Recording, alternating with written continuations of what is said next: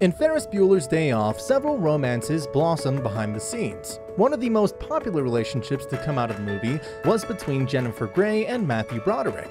In fact, the two became so close on set that they got engaged while filming.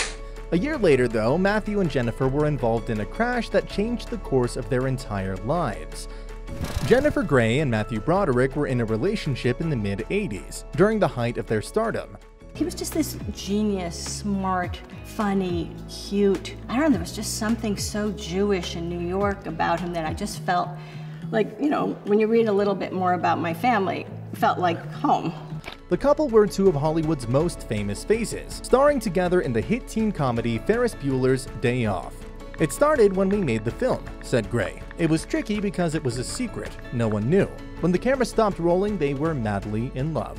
They kept it a secret from the rest of the cast and crew to keep things professional. Yet a love triangle emerged when the actor who played Sloane, Mia Sara, developed strong feelings for Broderick. I had the biggest crush on Matthew," Sara admitted, "and I threw myself at him repeatedly, and he very wisely turned me down.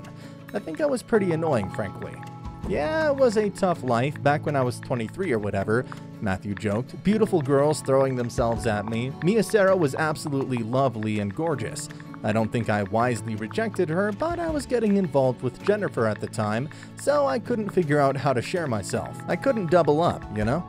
Because the two were in love in real life, yet bitter rivals on screen, it led to some complications while filming.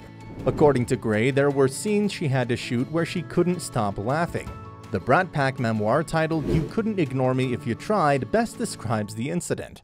While shooting the scene at the end of the movie, when Ferris was hoping to get back to his sickbed before his parents caught him and Jean helps him escape, Grey got the giggles. She simply couldn't shake it. "I got the giggles so bad that they had to basically stop production. I full-on couldn't get it together for anything. The producers would tell her to take a walk, and she would, and then it would start again." The giggling, according to Jennifer, was because of all the energy between the couple. And because of their romance, along with many other factors, Grey considers making Ferris Bueller the best experience of her life. "I maybe had the best experience of my life, maybe of all time," she said. "We were all very tight, and it was a very special group. We would go to restaurants in Chicago, and we'd go running around in the lake." Sadly, when the couple was enjoying their youth and starting to enjoy their careers, they were involved in a car accident that would change their entire lives. In 1987, Grey was on her way to stardom thanks to Dirty Dancing. But before the iconic film was released, the pair decided to take a romantic vacation that would later turn into a tragedy. On August 5th, Jennifer and Matthew rented a car and planned a drive to Northern Ireland. However, a downpour of rain slowed them down and they stopped at a gas station. Later, they got lost and stopped to ask a police officer for directions. The officer recommended a better route for them to take, but Broderick continued his path. The officer followed behind for a while.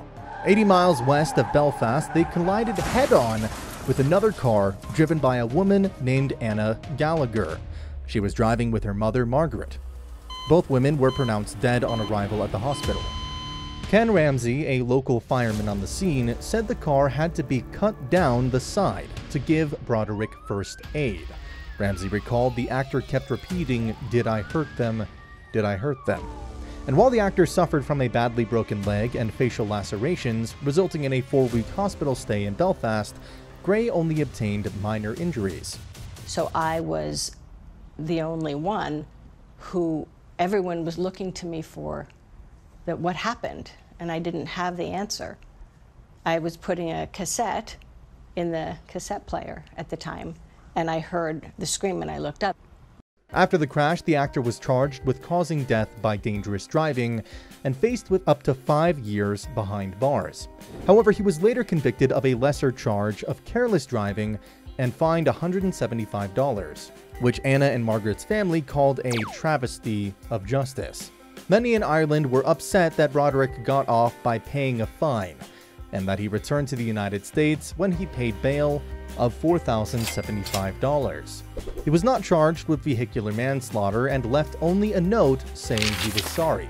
Coming to the point of peace over the accident was more challenging for Grey because she suddenly found herself in the middle of promotion for the upcoming release of Dirty Dancing.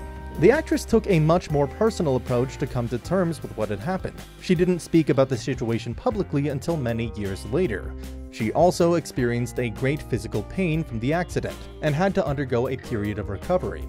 In a recent interview with Entertainment Tonight, Gray recalled the incident saying, quote, "The car accident in Ireland was, I would say, top 3 traumas of my life. Maybe top 1. I thought Broderick was dead. I didn't even know there were 2 other women who were tragically killed at the time. It's just something that you don't come back from in the same way." Broderick was a great driver, and nobody was drinking. It was tragic, and I think about the family in Ireland all the time. Gray continued. And many people might think that I'm here to, tell some long-held secret. None of that's. It's just we had an accident. It was a pure and simple accident that was tragic. After years of therapy, Matthew decided to meet with the family of the 2 women who tragically passed. He and Martin Doherty had a meeting after the birth of Broderick's first child with Sarah Jessica Parker. Martin said that while he still grieves the loss of his mother and sister, he knows Broderick did not kill them deliberately. He shared that he had forgiven the actor and felt no anger towards him. Evidently, Gray and Broderick's romance did not survive the aftermath of the tragedy. Their relationship had grown toxic, according to Jennifer, but she pretended they could make things right. Then he begged her not to fly to Los Angeles for her first major movie premiere. "Flying home for the premiere of my first big movie meant only one thing, that I was not a good person," she noted. She went despite the guilt, and she was soon back with Broderick in his hospital room. Eventually, she was getting an insane amount of coverage for her role as Baby and some really great reviews. She hoped he would share in her excitement, but recalled him saying, "I really don't want to hear this." Gray eventually ended the relationship. They later reconciled and became engaged, but it didn't work out that time either. They split up in 1988. Madonna even wrote her song Express Yourself about the couple's breakup. "I just recorded a song, come here." And I said, "Why in your car?" "Because my sound system's better, get in my car." And we sat in my driveway and she played Express Yourself. And she said, "It was inspired by what I want you to know, what I think you should do." In 1999, 10 years after the incident, Broderick married Sarah Jessica Parker in a small ceremony. They have a son and twin girls. Despite being married for 25 years, the couple are no strangers to divorce rumors. However, they've proven that these rumors are just that, rumors, and keep going strong. After that fateful relationship, Gray was involved in another high-profile romance with none other than Johnny Depp. Apparently, while weathering the storm, she was set up on a blind date by her agent. Jennifer admitted that her relationship with Johnny Depp made up for the hardship she faced. I mean, honestly, I just thought it was God rescuing me from one bad situation and just lovingly plopping me into a Johnny Depp souffle. Energetically, what it was like being with him. It was like, oh, I'm being totally compensated for the I just went through. She wrote in her book, Out of the Corner, a memoir. This guy was sweet and loving and romantic and crazy about me and beautiful. I was in desperate need of rebounding into something that looked and felt like 1989 Johnny Depp. Gray told People. The famous pair only dated for a year. However, the relationship was quite serious. The Pirates of the Caribbean actor even asked the actress to marry him. Jennifer accepted Johnny's proposal just 2 weeks into dating. On August 12th, I wrote in my journal, I'm in love. Pretty sure for the first time in my life. He's kind, funny, smart, moral, thoughtful, respectful, she wrote. Their engagement lasted 9 months, but their relationship didn't survive Depp's fast-rising career. The wedding was set to occur the following year, but it would never come to pass. The Red Oaks actress claimed that Depp became increasingly frustrated as he started to become known as a Hollywood heartthrob. She then promptly ended their relationship just before her 29th birthday. As the pair called it quits, Johnny went on to date Winona, and Jennifer would go on to marry actor Clark Gregg in 2001. They welcomed daughter Stella 2 months later. The couple separated in 2020 after 19 years of marriage. Every single thing that happened has formed me, especially the painful stuff. And almost 35 years after Dirty Dancing, Jennifer Gray is taking herself out of the corner. That's a new feeling, she told People. To take myself out of the corner and to recognize that I've been putting myself there through story, through narratives that weren't giving me the best life. The story I was telling myself about how I got there was not a great story, and not entirely true. The actress and writer has never felt more comfortable in her own skin, and we couldn't be happier for her. I want to be happy and free. Yeah, I want you're to be right. happy, joyous, and free. And I got to be honest, I made choices, and all of this, I've never felt better.